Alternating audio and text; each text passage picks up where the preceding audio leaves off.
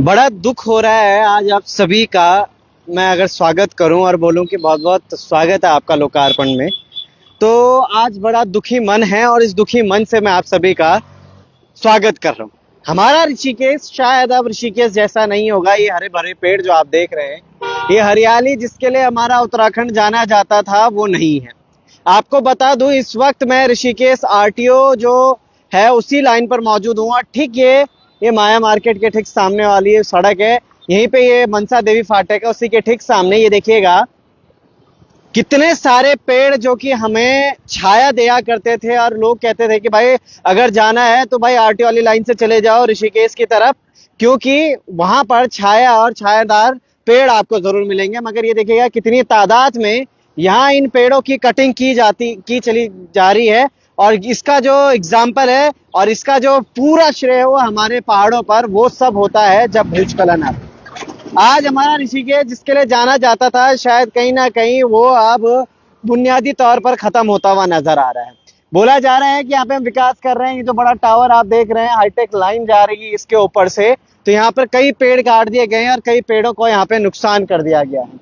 ये देखिएगा ट्रैक्टर्स वगैरह भरे जा रहे हैं यहाँ पे लकड़ियों के, और तब इनको लेके जाया जा रहा है यहाँ से। उन सारी चीजों पर अब हम बात करेंगे। यहाँ पे वन विभाग के कुछ अधिकारी हैं, उनसे बात करेंगे और उनसे जानने की कोशिश करते हैं कि भाई आखिर ये जो गिराया जा रहे हैं पेड़, इनका ऑल्टरनेट यानी कि इसके अलावा कोई समाधान था क्या? लूपिंग से भी ठीक हो सकता था, या फिर सिर्फ काटना एकमात्र एक ऐसा ऑप्शन था कि भाई यहाँ काटने के बाद ही आप अपना काम कर सकते हैं? क्या लूपिंग नहीं हो सकती थी, या फिर इनके अलावा कोई और लग सकता है?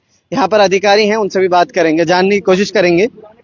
मगर उससे पहले आपको थोड़ा मैं दिखाता हूँ ये टूटी हुई ये टहनियां, ये वृक्ष जिसके लिए गौरा देवी ने संघर्ष किया था। और गौरा देवी से याद है कि इसी रोड पर आप सीधा जाएंगे तो सबसे पहले गौरा देवी चौक ही आएगा, यानी कि वो चिपको आंदोलन की हमारी आंदोलनकारी जिन्होंने कि चिपको आंदोलन किया था, और उसके बाद हमारे उत्तराखंड में कई पेड़ों को बचाया गया था। साथ मोड़ पे भी कुछ ऐसी स्थितियां हमें देखने को मिली, तो वहां पे कई लोग खड़े हो गए जिन्होंने बोला कि भाई नहीं, हमारे इन पेड़ों को ना काटा जाए। मगर अब ये देखिएगा स्थिति क्या गंभीर हो चुकी है कि भाई अब विकास जहां हो रहा है उस विकास की तस्वीरों को हम दिखा तो जरूर रहे हैं, हम बैनर पोस्टर्स तो लगा रहे हैं, मगर उन बैनर पोस्टर के तले जब हम देखते हैं कि वाकई में धरातल में क्या कुछ बदल रहा है, तो उसकी सीधी तस्वीरें मैं आपको ये दिखाता हूँ। इस सड़क को बड़ा ही सुंदर माना जाता है, और ये देखिएगा तमाम ही सड़क है लंबी सी, और इस लंबी सड़क पर हम बात कई पेड़ हैं और इस पेड़ों के छांव में लोग यहाँ से जाया करते थे। मगर यहाँ पर तमाम ये जो अधिकारी, इनसे बात करेंगे और जानने की कोशिश करेंगे, समझने का प्रयास करते हैं। सर प्रणाम, आप बिजी हैं थोड़ा तो मैं आपसे बात करूं या फिर ऐसे क्या कुछ कहेंगे इस पूरे विषय में? कितने पेड़ काटे जा रहे हैं और क्यों काटे जा रहे हैं? सर ये टोटल यहाँ पे छपे हैं 946 पेड़ इस लॉट में, जिसमें से 811 के करीबन कट चुके हैं। अच्छा जी 946 जी और 811 कट चुके हैं जी। तो इनके 946 पेड़ लगेंगे भी कहीं या फिर ये ऐसे ही रह जाएंगे? अब सर ये टावर वाले कटवा रहे हैं, तो ये तो सर उनका करता है, वो करेंगे सर। टावर वाले कटवा रहे हैं? सर ये जो हाई टेंशन जो लाइन जो जा रही है सर, तो उन्होंने आपसे ही बात की होगी। सर ये छपान होता है, उनके थोड़ी सारी छपान हुआ, ये सर डेफो से हमारे पास आदेश प्राप्त हुआ, तो उस आदेश से ये पेड़ कटे जा रहे हैं। उस आदेश पे पेड़ काटे हैं। क्या इन पेड़ों की लूपिंग नहीं हो सकती थी सर? कि ऊपर लंबे पेड़ है उनको ऊपर से काट दिया जाए, नीचे जड़, ऐसे फिर समय समय पर उनको काटने का प्रयास किया जाए? क्योंकि ऐसा तो है नहीं कि भाई लूपिंग करना एक प्रयास नहीं हो सकता है, पूरा जड़ से पेड़ को गायब कर देना। वो क्या कहेंगे इसमें? सर इस बारे में तो वही जानकारी दे पाएंगे जो इन्होंने छपान किया है सर। अच्छा, हमारा काम है सर ये पेड़ वो जो आदेश मिला उसको कटवाने का सर। आदेश मिला है कटवाने का? जी ये है सर। और ये आदेश नहीं कि इसको लगवाना भी है कहीं? अब सर ये तो इस बारे में कोई जानकारी नहीं, कुछ नहीं कह सकते। 947 पेड़, यानी कि एक पेड़ में कई जिंदगियां बसती हैं, और एक पेड़ में मान के चलते 10 जिंदगियां, यानी कि 9,470 जो जिंदगियां हैं उनको कहीं ना कहीं धुंधला करती हुई हमारी कुछ सरकार, हमारे कुछ अधिकारी और कुछ वो तमाम तंत्र जो कि इसकी परमिशन देते हैं। मैं ये नहीं कह रहा हूं, उन पे आरोप नहीं लगा रहा हूं, मगर मैं ये जरूर कह रहा हूं, क्या इसका ऑल्टरनेट कुछ नहीं हो सकता था? इसके अलावा कुछ और नहीं हो सकता था? या फिर सिर्फ पेड़ काटना ही एक समाधान है और कुछ नहीं? ये देखिए बड़ी बड़ी मशीनें तो बड़े आसानी से काम कर लेती हैं, मगर उनके पास क्या सारी चीजें होने वाली है? सर क्या, कौन है आप और क्या विभाग में है, किस तरीके का, किस डेजिग्नेशन में? जी मैं भी वन विकास निगम में हूँ, और ये जो पातन हो रहा है ये ऊपर के आदेश से हो रहा है। इसमें हमें तो हरे के लिए तो कोई कट ही नहीं सकता। हरे तो पाबंदी है, वो तो आत्मा है ना। तो ये विकास के उसमें कट रहे हैं। हाँ, ये तो सीधा सीधा हम ये कहें कि जिस पेड़ को हम जीवित मानते हैं उसका मर्डर किया जा रहा है। मर्डर क्या, विकास हो रहा है। अब विकास के नाम पे आप जैसे भी कह लो, और विकास का जो लाइन आ रही है, बाकी और कोई छेड़छाड़ नहीं है। जो उस तार हाई टेंशन जो लाइन जा रही है वही पेड़ कट रहे हैं। तो क्या इनकी लूपिंग नहीं हो सकती थी सर, ऊपर ऊपर से? नहीं, लोपी नहीं है, पूरे पेड़ छपे हैं, सेल लिस्ट बनी रहती है उसके ऊपर ही से। लूपिंग होती तो क्या होता?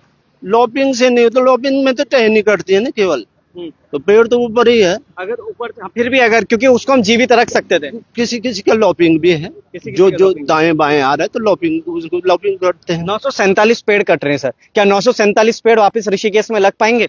ऋषिकेश अब देखो, दाएं बाएं लग सकता है, इस लाइन पे तो लेने के। इस लाइन पे नहीं, कहीं दाएं बाएं भी लगते हैं, क्योंकि पर्यावरण का जो बदलाव हम देख पा रहे हैं इस बार, बारिश का कितना समय तक बारिश आ जाना, उसके बाद जो गर्मी थी वो भी बहुत समय, अब इस बार सर्दियां भी बहुत ज्यादा पड़ने वाली थी, यानी कि कहीं ना कहीं हमारा जो वातावरण है वो आघात हो रहा है। तो उसको मेंटेन करने के लिए हमारे पेड़ पौधे बहुत ज्यादा जरूरी है। आपको जो है ये ऊपर बात करनी चाहिए, और या तो ये विकास ही ना हो, तब ये हरे पेड़ नहीं। वैसे सूखे गिरे पड़े हमारे करते करते हैं।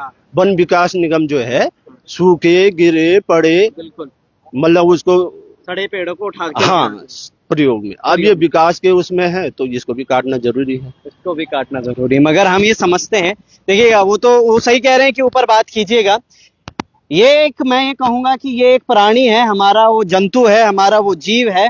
जब आपकी एक उंगली कट जाती है तो बहुत दर्द होता है, इनको भी अभी बहुत दर्द हो रहा होगा, बहुत महसूस कर रहे होंगे ये।